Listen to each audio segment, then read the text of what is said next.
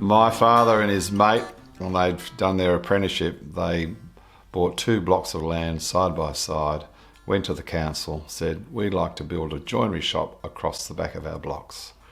And they said, do what you like out there. But so I grew up with machines and timber and everything all around me in the backyard, and that was just a normal part of life for me.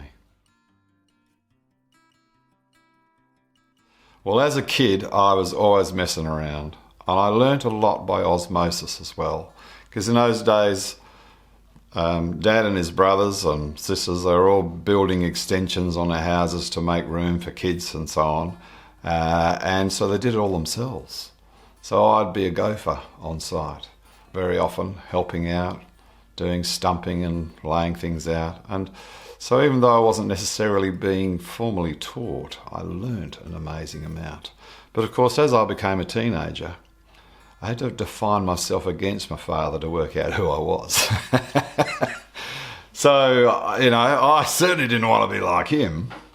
He was just a silly old fuddy-duddy, and I went different directions, and I became a youth worker, actually. But, you know, the sawdust was in my veins, and the die was set in many ways. So I spent a chunk of my working life working with people as a youth and community worker, but I've also spent a great chunk of my work working with wood.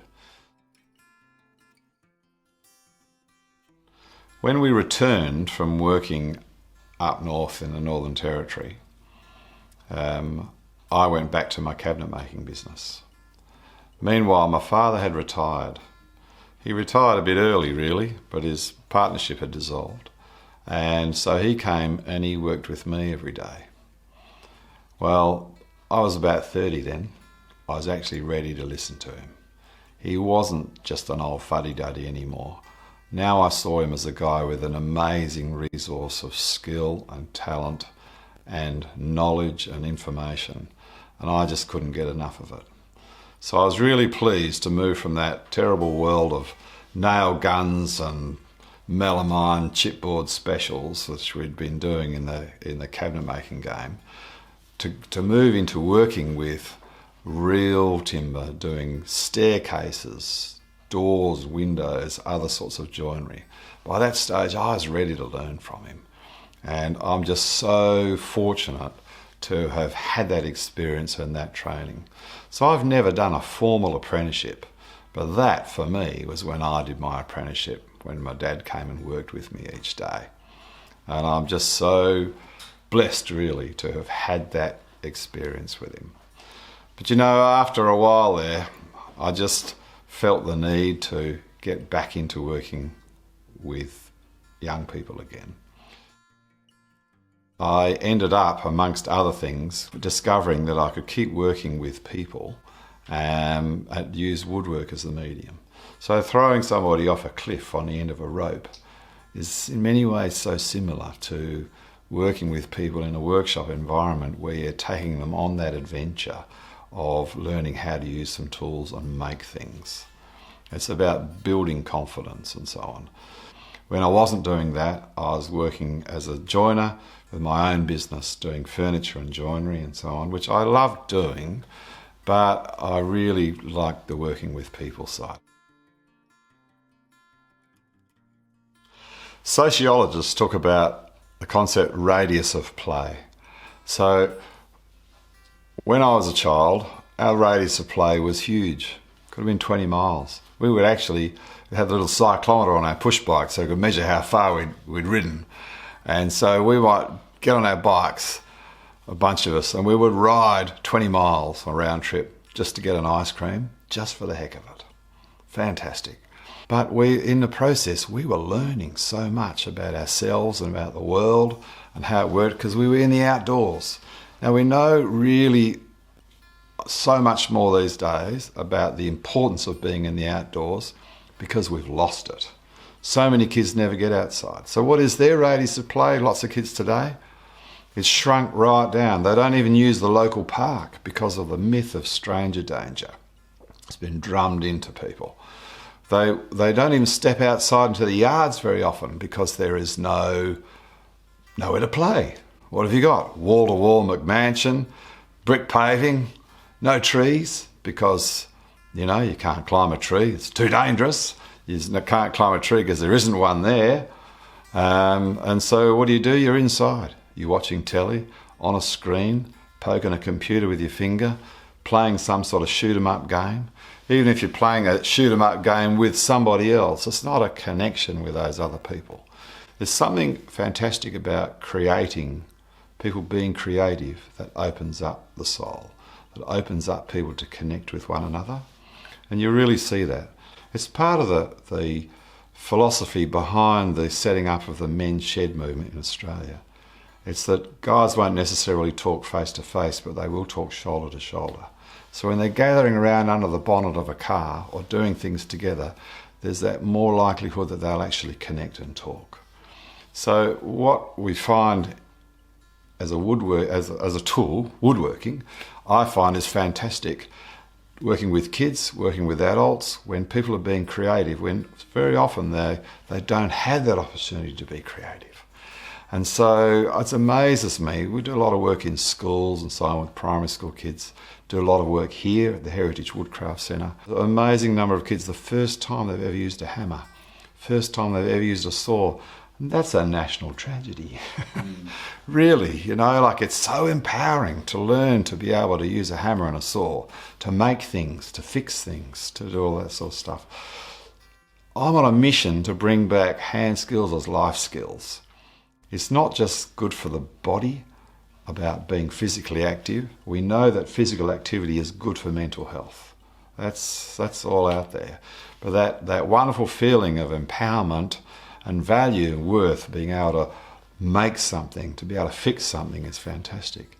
But when we do it together, then we're building community. Great thing about being in a hand tool woodworking environment is we're not isolating ourselves from one another by having to wear earmuffs. So it means that we can talk, we can laugh, we can converse while we are making things together. I think that that's one of the reasons that so many women are drawn to woodworking recreationally, because it can be, as a hand tool woodworking in particular, because it's something that we can be really social together and talk and enjoy one another's company, engaging with one another while we work, learning from one another, inspiring one another, encouraging one another. We're also chewing the fat. We're also talking about the world and things that matter. And so woodworking can be a powerful social activity, as well as being something that's really good for me to engage in, because it's good for my mental health, it's good for my physical health, and it's just good for my soul, because I'm connecting with the materials. Working with kids, hand tool woodworking, is amazingly powerful, because when kids are making things together, they're not competing with one another. It's more like they're working with themselves in it. It's really sad when you see people put a cordless drill in the hand of a child, when you think they could learn so much more if they're using a hand drill, because it gives you a better awareness of the material. You've got to supply the power and learn the subtleties of pressure, direction, all of those things, which you lose out on if you're squeezing a trigger on a battery drill. But in the end, what we want is empowerment, a sense of wonder, of the delight of making and crafting things, and the great benefits that come from doing that together in it's a non-competitive environment. I do quite a bit of work here at the Heritage Woodcraft Centre with kids who are homeschooled. It's great because we can do stuff during the week, and some of these kids are amazing what we do, but we can run a program where we focus on more of the literacy, numeracy. So let's do lots of measuring. Let's do lots of stuff that applies some maths to be able to make projects. Or it might be something where we can weave into it some biology, some history, some chemistry, because woodworking offers so many different ways that we can focus on those skills. When I'm working with people with mental health, struggles, with acquired brain injuries, all sorts of different issues in their lives. Hand tool woodworking is a fantastic practical occupational therapy. You don't have to just squeeze this or poke that. You can actually learn to get your body moving, get the good stuff that happens for the brain, establishing new neural pathways, learning new things. It's also wonderful as a tool for helping people rebuild their lives and their bodies after road trauma. So young people who've got behavioural issues, very often the system, the school system, whatever they're in, it's not going to work for them. But here in a workshop environment, we can tailor what we're doing so they come out of it feeling good about themselves and learning some life skills as well. I'm not worried about the future because I'm one of the many people taking a part in helping keep these old skills and traditions alive. There's a lot of it happening. If you head for places like the UK and the US, there's a massive move to keep traditional skills alive. And some could say, when it all falls apart and the solar flares knock out all the electronics on the planet, people like me won't have a problem. We'll actually have an important place. But no, I think there's always a place for the hand tool stuff. I just feel that as a custodian of a whole lot of knowledge, information and so on, I have a responsibility in many ways to be passing that on, but it's also something that gives me great pleasure. We've seen a big move away from wood towards high energy materials like steel, glass, aluminium, concrete. These things all require massive amounts of energy. But you know, wood is just embodied solar energy. Wood is recyclable. It's amazing because you could take a piece of wood that's been used for many things for hundreds of years, and so long as it hasn't been eaten by insects or fungus, as in rots, it can be reused again and again and again.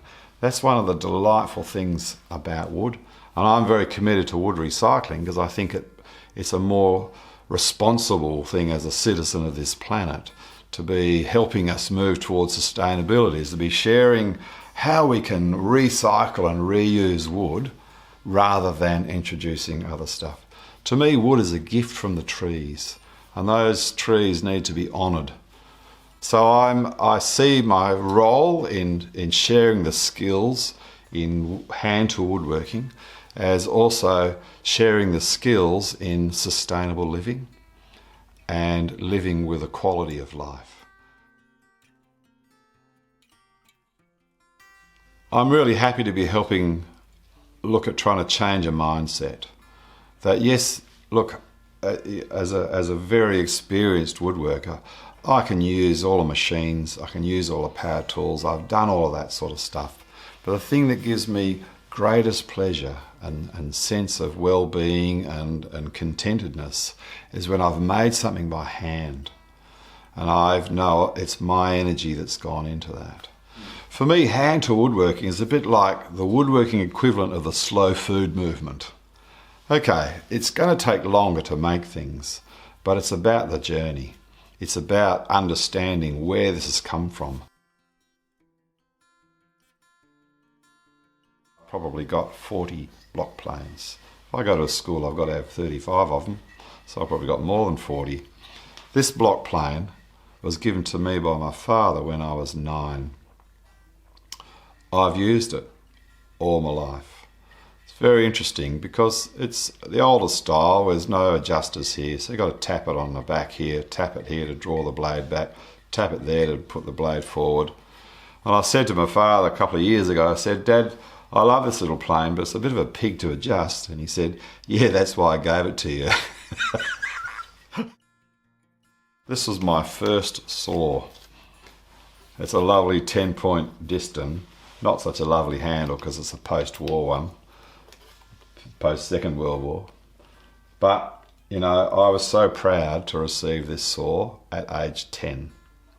Couldn't wait to get home from school that day. Me and me mate, down the back, there was this huge lump of wood. I don't know, in my memory it was about 12 foot long. It was about a 6" by 6" section of jarrah, massive piece, and we set to, of course we didn't just cut a bit off the end, we cut it smack in the middle.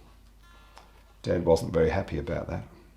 So I remember that interaction by this saw. But this saw has served me well all these years. And there's no reason why my great-great-grandchildren can't be still using this saw. It's amazing, isn't it? There's something fascinating about working with these. I have a lot of old saws. When I'm looking for old saws, I'm always looking at the handle. You can see the shape of the handle. This is a saw. It's well over 100 years, probably 130, maybe more years old. And it's an ancient Spear and Jackson saw. So British made, very, very heavy saw plate, very heavy brass back. The handle is delightfully ornate because this was a saw that was made to be used all day long. So when you sit it in your hand and it hangs nicely in here, it's just so lovely. It's got a nice small handle because it's made to be held properly. Only 3 fingers. Pointy finger here, keeps the wrist straight. So it's just a delightful saw to use. But when I put my hand in there and I'm working with it, my perspiration is mingling with the perspiration of the people, the generations before me who have used it. There's something really privileged about that, in being a part of the chain of custody of this delightful saw. I think it's so important that we teach our kids the magic of making, the absolute pure delight of working with our hands and creating and doing that together. I do woodworking with people of all ages, from all walks of life, but I do quite a bit with kids. Kids of all ages, from all different backgrounds. And in the end, how we leave this planet, we're imposing on our kids and on our grandkids. I think it's imperative for us to teach our kids and our grandkids real skills.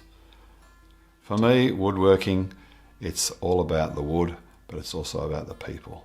And that's why I love it, because I'm doing both.